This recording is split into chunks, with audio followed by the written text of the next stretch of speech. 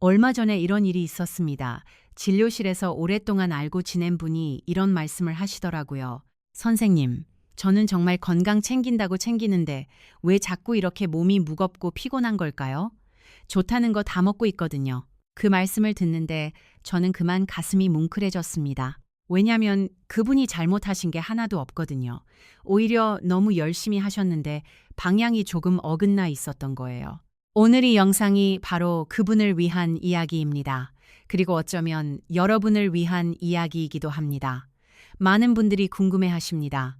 열심히 챙기는데 왜 몸이 달라지지 않는지를.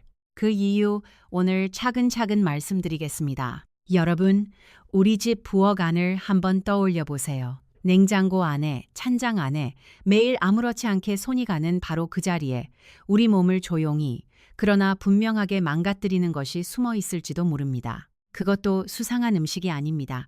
오히려 오랜 세월 몸에 좋다고, 건강에 좋다고 믿어온 바로 그것들입니다. 장기간에 걸쳐 우리나라 어르신들의 식습관을 연구한 의학계 전문가들이 내린 결론이 있습니다. 우리가 좋다고 믿어온 습관 속에 뜻밖의 위험이 숨어 있었다는 것입니다. 그것도 한두 가지가 아니에요. 여러분 가운데 이런 경험 있으신 분 계시지요? 아침에 눈을 떠도 몸이 무겁고 분명히 잘 잤는데도 피로가 가시지 않습니다. 부엌에 가서는 내가 뭘 가지러 왔더라 하고 멈칫하십니다. 계단을 오를 때마다 무릎이며 허리가 시큰합니다. 그럴 때마다 우리는 이제 나이가 들어서 그렇지 하고 조용히 한숨을 쉬며 포기해버립니다. 그런데 잠깐만요. 그 불편함의 원인이 나이가 아니라 우리가 매일 입에 넣는 음식에 있다면 어떻겠습니까? 지금 이 순간에도 건강하게 잘 먹고 있다고 믿으시는 그것들이 오히려 우리 몸에 조용히 부담을 주고 있을 수 있다면요? 오늘 제가 드리는 이야기는 여러분을 겁주려는 것이 절대 아닙니다. 바른 지식을 가지고 오늘부터 음식 고르는 법을 조금만 바꾸면 10년 뒤에도 20년 뒤에도 우리 두 발로 걷고 손주들과 웃으며 밥상에 둘러앉기 위한 이야기입니다. 오늘은 크게 두 가지 기둥으로 말씀드리겠습니다.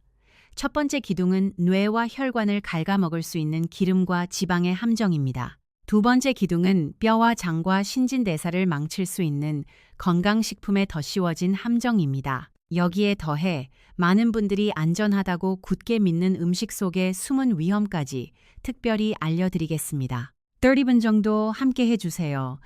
이 시간이 여러분의 건강을 그리고 가족과 함께하는 앞날을 바꿔드릴 수 있다고 저는 진심으로 믿습니다. 자, 그럼 첫 번째 기둥부터 시작하겠습니다. 뇌가 흐릿해지고 자꾸 깜빡이는 것, 말이 얼른 안 나오고 집중이 예전 같지 않다는 것, 이것이 가장 무서운 현상입니다. 그런데 여러분, 이것이 매일 쓰는 기름과 깊이 관련이 있다고 하면 믿어지십니까?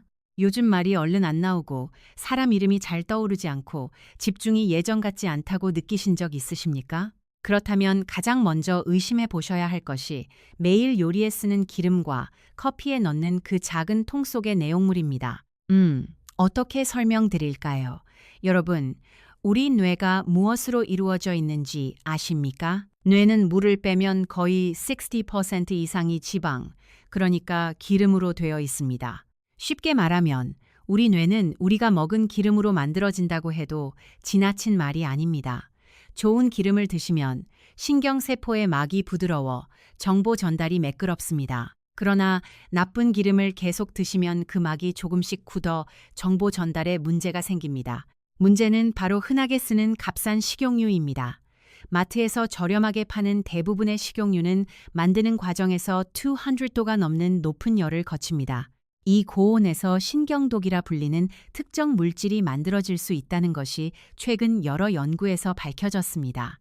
그 물질이 뇌의 신경세포를 다치게 할 수 있다는 것이지요. 비유하자면 뇌 안에 조금씩 녹을 슬게 하는 것과 같습니다. 쇠로 만든 다리가 오랜 세월 비바람을 맞으면 보이지 않는 곳부터 녹이 쓰는 것과 똑같은 이치입니다. 겉에서는 아무렇지 않아 보이는데 안에서는 조금씩 허물어지는 것입니다. 매일 볶음 요리, 튀김 요리에 이 기름을 계속 쓰는 것이 우리도 모르는 사이에 소중한 뇌에 상처를 줄 수 있다면 한 번쯤 멈춰 생각해 볼 일입니다. 그리고 또 하나 꼭 확인하셔야 할 것이 있습니다. 커피 드실 때 작은 플라스틱 통에 든 프림, 흔히 커피 크림이라고 하지요. 혹시 그것을 쓰고 계시지 않습니까? 많은 분들이 우유 같은 것이라 여기시지만 사실 그 속에 우유는 없습니다. 값싼 식물성 기름과 물을 억지로 섞기 위한 유화제, 우유 맛을 내는 향료, 하얗게 보이려는 색소로 이루어져 있습니다. 더 심각한 것은 그 식물성 기름 속에 트랜스 지방이 들어있을 수 있다는 점입니다. 트랜스 지방은 액체 기름을 억지로 굳혀 만든 자연에는 거의 없는 인공 기름입니다. 오랜 연구 결과에 따르면 트랜스 지방을 자주 드시면 나쁜 콜레스테롤이 늘고 혈관 안쪽이 조금씩 상합니다. 그 결과 동맥 경화가 진행되어 뇌졸중이나 심근경색 위험이 올라갈 수 있습니다. 잠깐 생각해 보시겠어요? 편히 쉬려고 마시는 커피 한 잔에 혈관을 다치게 할 기름을 스스로 부어놓고 있다면 이것이 얼마나 안타까운 일인지를요. 마가린도 짚고 넘어가겠습니다. 버터보다 칼로리가 낮고 식물성이라 몸에 좋을 것 같아 오래 쓰신 분 많으실 겁니다. 그런데 마가린도 기름을 굳히는 과정에서 트랜스 지방이 생길 수 있습니다. 요즘은 그 양을 줄인 제품도 나오지만 제품마다 다릅니다. 마음이 쓰이신다면 차라리 버터로 바꾸거나 아무것도 바르지 않고 드시는 것도 한 방법입니다. 왜 하필 60이 넘으면 이런 기름이 더 무서운 걸까요? 젊을 때는 우리 몸의 해독 능력과 회복력이 좋아서 나쁜 기름이 들어와도 어느 정도 견뎌냅니다. 그런데 나이가 들면 간의 해독 기능도 혈관의 탄력도 조금씩 떨어집니다. 같은 기름을 드셔도 우리 몸이 받는 타격은 더 커지는 것입니다. 젊을 때 괜찮았으니 지금도 괜찮겠지 하고 생각하시면 안 됩니다. 우리 몸은 분명히 달라졌습니다. 그 달라진 몸에 맞게 음식도 함께 달라져야 합니다. 많은 분들이 식용유는 다 비슷하겠지 하고 생각하십니다. 하지만 같은 기름이라도 열에 약한 기름과 강한 기름이 따로 있습니다. 값싼 콩기름이나 옥수수 기름은 높은 열에서 쉽게 변하지만 올리브유나 현미유는 비교적 열에 강합니다. 게다가 굽기나 나물처럼 열을 많이 안 쓰는 요리에는 들기름이나 참기름도 좋습니다. 우리 조상들이 나물에 들기름 한 숟가락을 둘러 드신 데에는 다 까닭이 있었던 것입니다. 그렇다면 어떻게 해야 할까요?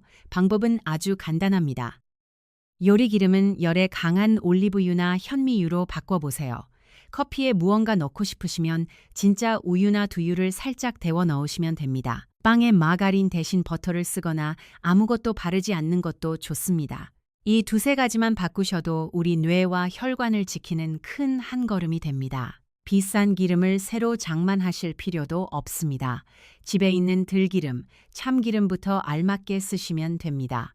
돈 한 푼 더 들이지 않고도 우리 몸을 지킬 수 있다는 뜻입니다.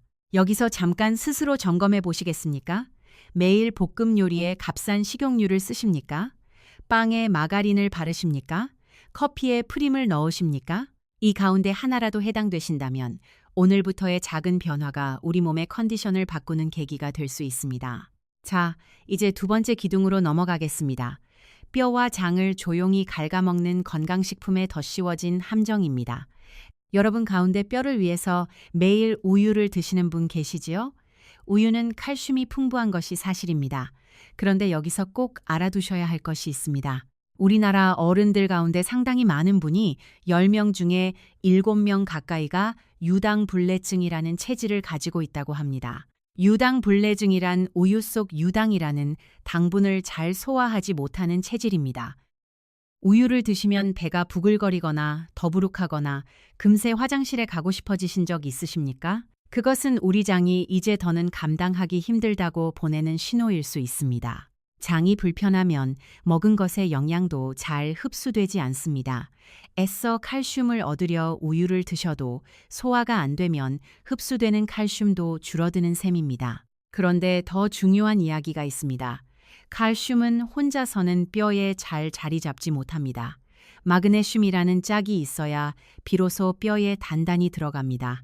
집을 지을 때 시멘트만 있고 철근이 없으면 튼튼한 건물이 안 되는 것과 같습니다. 그런데 우유는 칼슘은 아주 많은 반면 마그네슘은 적습니다. 마그네슘이 모자란 채에 칼슘만 잔뜩 들어오면 우리 몸은 균형을 맞추려고 오히려 뼈 속 칼슘을 끌어내기도 합니다. 이것을 칼슘 역설이라고 부릅니다.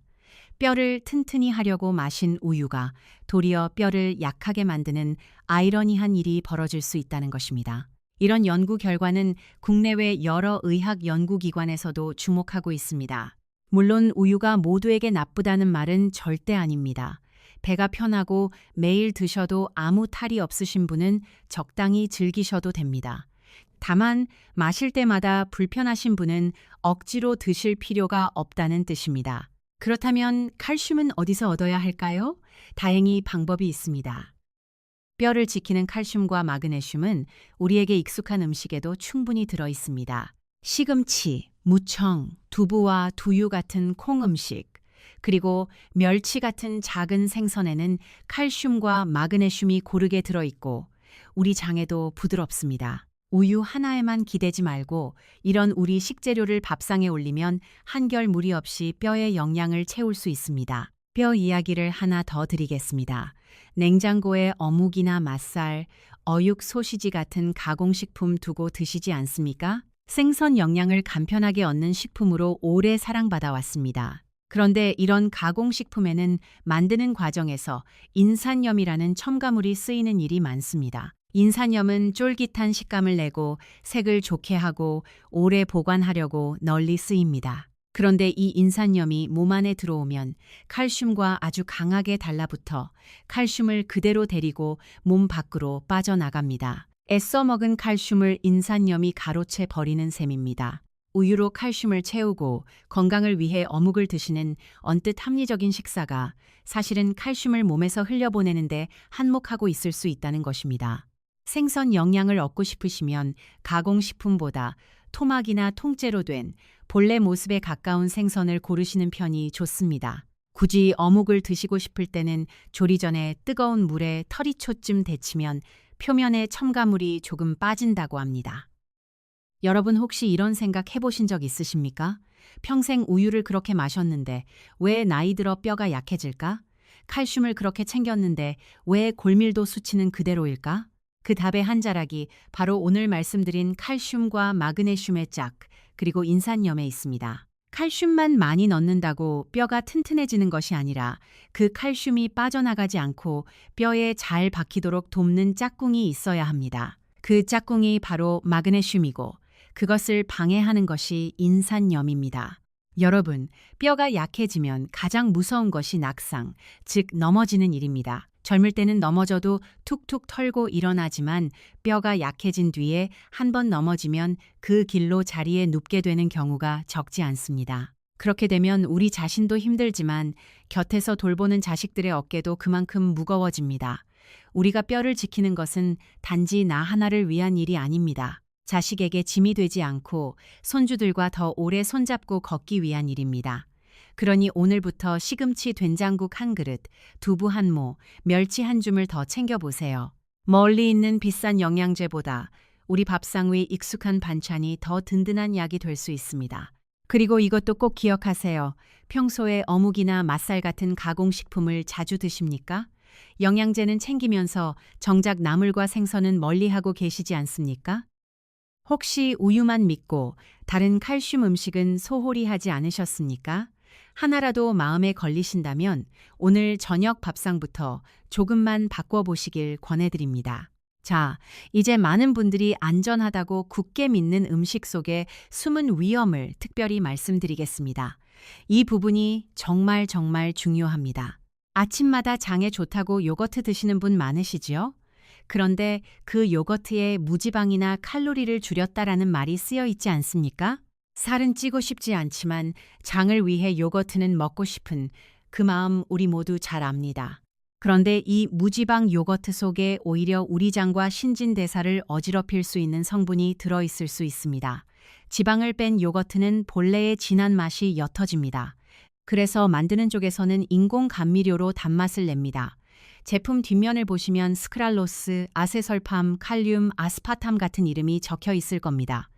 이것들은 설탕의 수백 배에 이르는 단맛을 내는 인공 성분입니다. 칼로리는 거의 없습니다. 그런데 이게 참 중요한 건데요. 우리 혀가 강한 단맛을 느끼면 뇌는 에너지가 들어온다고 여겨 인슐린을 준비합니다. 정작 칼로리는 없으니 혈당은 오르지 않고 뇌는 약속한 에너지가 오지 않았다며 혼란을 겪습니다. 이런 어긋남이 거듭되면 오히려 식욕이 커지고 단 것이 더 당길 수 있다고 합니다. 게다가 인공감미료는 장내 세균의 균형을 흐트러뜨릴 수 있다는 연구도 있습니다. 장은 제투의 뇌라고 불리는 소중한 곳입니다. 균형이 흐트러지면 온몸이 나른하고 기운이 빠지며 잠의 질까지 나빠질 수 있습니다.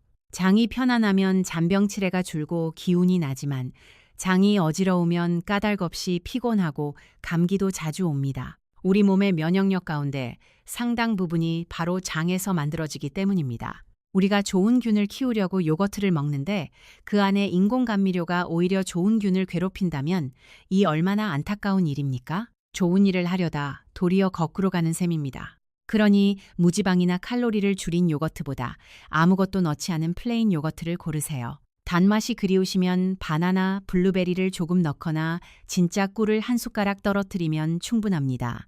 그리고 혹시 아침마다 그래놀라 드시는 분 계십니까? 알록달록한 과일 그림에 영양이 고를 것 같지만 뒷면을 보시면 곡물에 물엿과 설탕, 식물성 기름을 잔뜩 묻혀 높은 온도로 구운 것입니다. 당질이 많고 게다가 우유나 두유에 말아 빈속에 드시니 아침부터 당분이 한꺼번에 몸에 들어옵니다. 그러면 혈당이 갑자기 솟았다 뚝 떨어지는 혈당 스파이크가 생깁니다. 아침을 먹었는데도 오전 내내 졸리고 나른하셨던 적 있으시지요? 그 까닭이 바로 이것일 수 있습니다. 아침에 곡물을 드시려거든 첨가물 없는 오트밀을 조금, 아니면 우리가 오랜 세월 먹어온 밥과 된장국과 나물이 혈당을 천천히 올린다는 점에서 60 넘은 우리 몸에는 더 다정한 선택입니다. 이쯤에서 성남에 사시는 홍영희님 이야기를 들려드리겠습니다. 62살, 오랫동안 직장을 다니시며 늘 바쁘게 사셨던 분입니다. 건강에 관심이 아주 많으셨는데 퇴직 후에는 더 열심히 챙기겠다고 마음 먹으셨습니다. 아침마다 우유 한 잔씩 드시고 점심엔 칼슘 보충한다고 어묵을 반찬으로 더하고 저녁 커피엔 프림을 넣고 볶음엔 식용유를 쓰셨습니다. 냉장고엔 무지방 요거트를 상비해 두셨고 아침엔 그래놀라도 드셨습니다. 다 몸을 위해서 하는 일이라고 자신 있게 말씀하셨지요. 그런데 반년쯤 지나자 변화가 찾아왔습니다.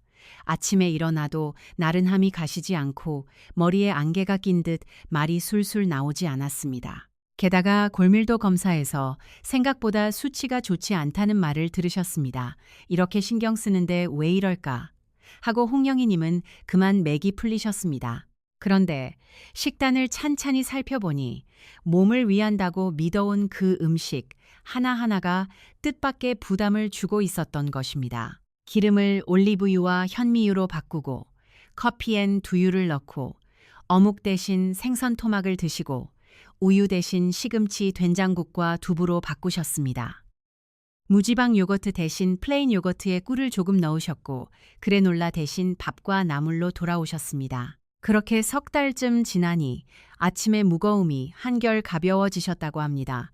이것은 홍영희님 한 분만의 특별한 이야기가 아닙니다.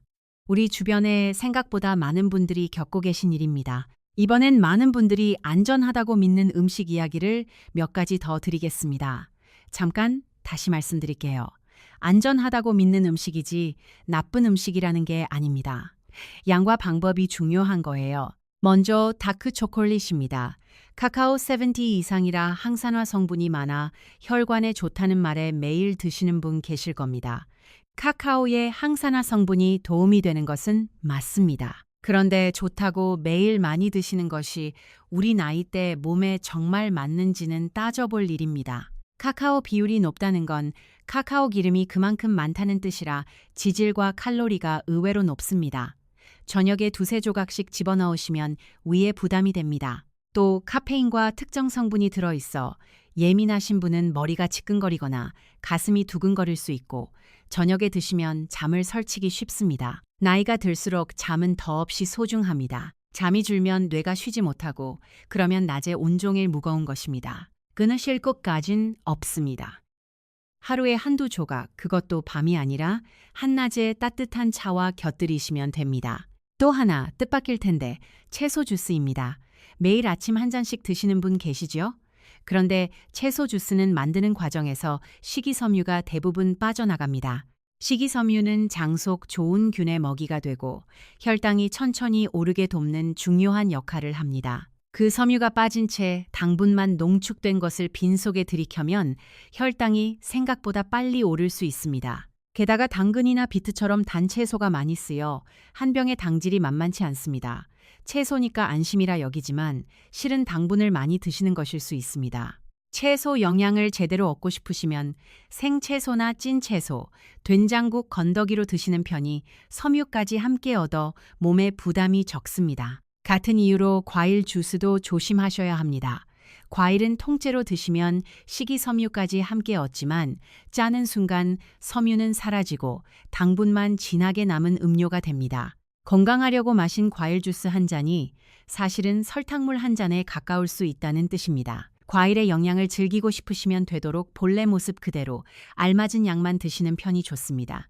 사과 하나를 그대로 베어 무는 것과 사과 몇 개를 짜서 단숨에 들이켜는 것은 우리 몸에 전혀 다른 일입니다.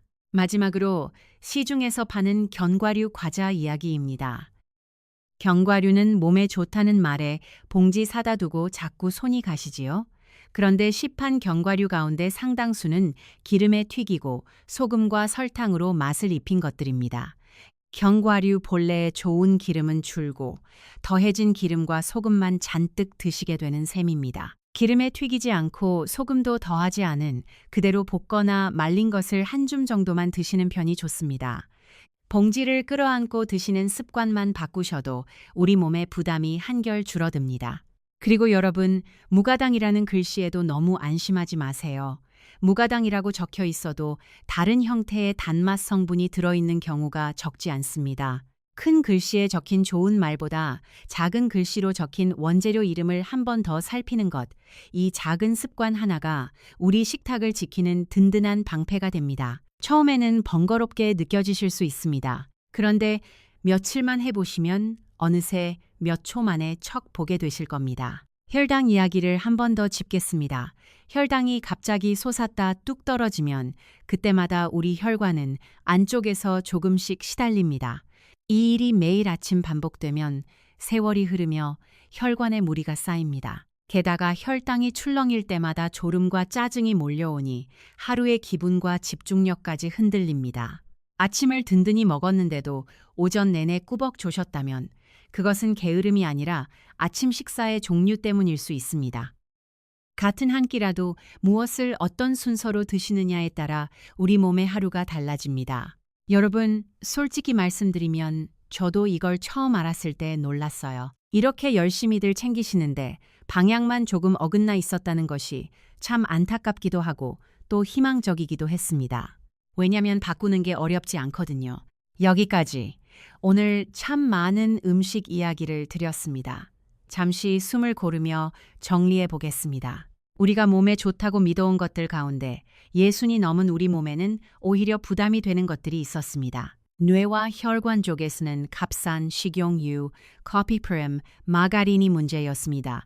뼈와 장 쪽에서는 우유의 칼슘 역설, 어묵의 인산염, 무지방 요거트의 인공 감미료, 그래놀라의 혈당 스파이크였습니다. 그리고 안전하다 믿었던 다크 초콜릿과 채소 주스, 과일 주스, 견과류 과자까지. 이렇게만 들으면 이제 먹을 게 하나도 없겠다 싶어 한숨이 나오실지도 모릅니다. 그런데 걱정 마세요. 제가 드리고 싶은 말씀은 다음 한 가지로 모입니다. 여러분, 우리 세대는 참 많은 것을 견디며 살아왔습니다.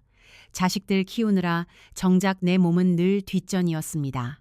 거친 시절을 밥심 하나로 버텨오셨습니다. 그러니 이제는 우리 몸을 돌볼 차례입니다. 그리고 다행히 오늘 말씀드린 방법들은 돈이 많이 드는 일이 아닙니다. 비싼 영양제를 사 모으는 일도 유행하는 외국 식품을 따라가는 일도 아닙니다. 오히려 군더더기를 덜어내고 우리 집 부엌에 이미 있는 익숙한 재료로 돌아오는 일입니다. 돈은 덜 들이고 몸은 더 챙기는 우리에게 꼭 맞는 방법인 셈입니다.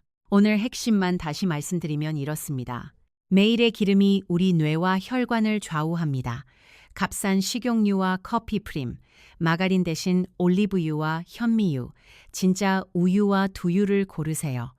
뼈를 위한 우유가 칼슘 역설을 부를 수 있고 어묵의 인산염이 칼슘을 빼앗을 수 있습니다. 시금치와 두부와 작은 생선으로 채우고 아침은 되도록 밥과 된장국으로 돌아오세요. 무지방 요거트의 인공 감미료와 그래놀라의 혈당 스파이크를 피하고 다크 초콜릿은 한낮에 한두 조각, 채소 주스보다 본래 모습의 채소를 드세요. 그리고 가장 중요한 것은 내 몸의 소리를 가장 큰 기준으로 삼으세요.